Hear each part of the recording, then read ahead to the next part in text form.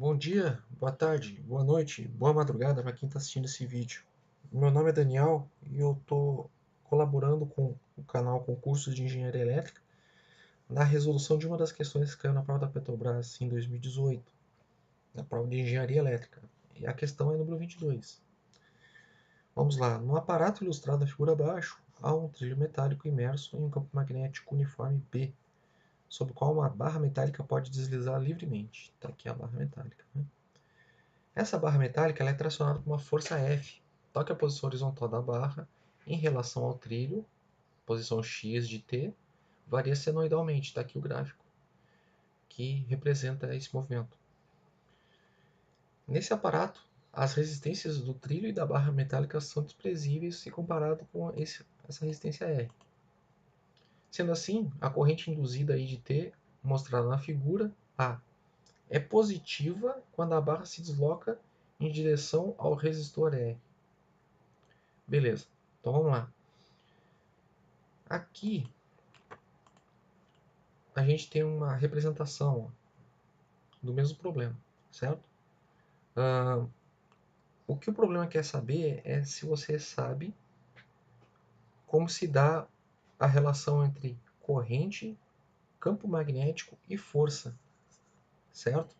Então é um produto vetorial, como vocês estão vendo aqui na fórmula. A força da eletromotriz induzida, ela é o produto da corrente vezes o vetor de comprimento multiplicado vetorialmente pelo campo magnético, certo? Então, olha só, se a corrente é positiva, o que confere com o sentido aqui, ó, tá vendo? I de t é anti-horário, certo? Se I de t é anti-horário e o movimento externo, que está representado por F de t, que é a força externa, está indo para direita, a força eletromotriz induzida é para se opor a essa variação de fluxo, certo? E ela vai gerar uma força contrária, certo? Se a gente deslocar, se a gente inverter o movimento, aí vai se inverter também o sentido da força eletromotriz induzida. Então, olha só, a corrente é positiva quando a barra está se aproximando da resistência R, certo? Então, olha só, se a gente adotar a corrente como polegar e adotar o campo magnético como indicador, se a gente movimentar o polegar em direção ao indicador, ele dá o sentido da força eletromotriz induzida, certo? Então, se a corrente é positiva, vamos adotar aqui, ó, ela é positiva. Então, o que acontece? Acontece que a força vai se opor ao movimento, certo? Como o movimento está da direita para a esquerda, certo? O sentido correto da corrente teria que ser o sentido horário, certo? Então está errado. A corrente é negativa quando a barra está se deslocando em direção ao resistor R, certo? Então, vamos taxar. Atinge sua máxima intensidade nos instantes de tempo em que a barra está na posição igual a zero. Bom, aí a gente vai ter que se lembrar de uma das leis de Maxwell, que é a lei de Faraday. A lei de Faraday, ela fala que a força eletromotriz induzida, a tensão induzida, melhor dizendo, é proporcional à derivada do fluxo magnético, certo? E o que é que gera o fluxo magnético? É a corrente, certo? A corrente induzida que está aqui dentro, certo? Então, a área variando, certo? Há uma variação de fluxo e, portanto, vai gerar uma variação de corrente. Então, a gente sabe como se movimenta, como se dá essa variação de área. Ela se dá senoidalmente, concordam? Uma hora a área aumenta, outra hora a área diminui. E fica oscilando senoidalmente, certo? Então, a derivada desse sinal aqui, que é um seno, é cosseno, certo? Então, o produto será máximo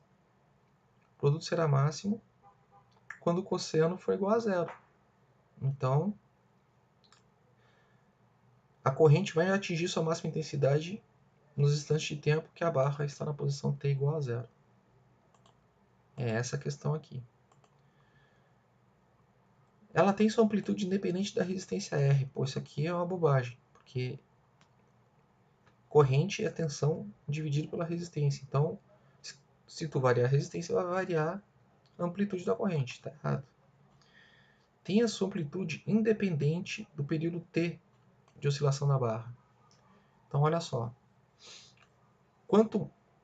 Ou seja, aqui está dizendo que a sua amplitude independe da velocidade de oscilação. Bom, como o fluxo magnético é uma derivada temporal, certo?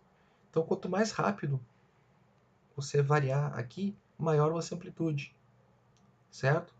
Se a gente lembrar lá, deixa eu colocar aqui uma ferramenta de equação para escrever melhor o que eu estou te dizendo. Aqui. Vamos botar uma ferramenta de equação aqui.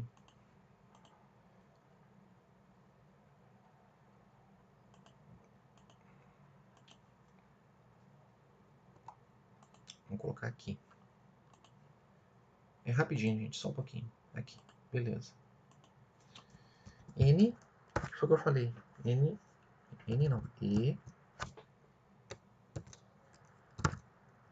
igual a N, no caso, o número de espiras é igual a 1, né? Multiplicado pela derivada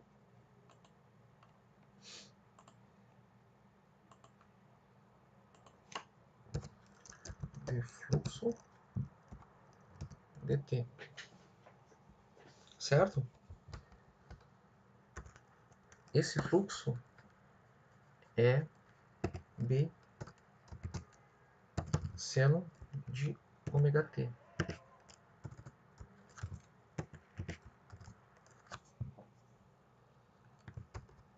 Certo? Só que a gente não está interessado no seno de ômega t, a gente está interessado na derivada desse sinal, certo? Então, B seno de ômega t dt, certo?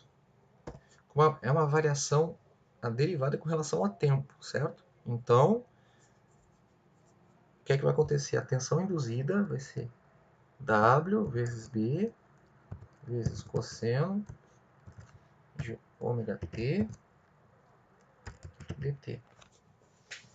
Certo?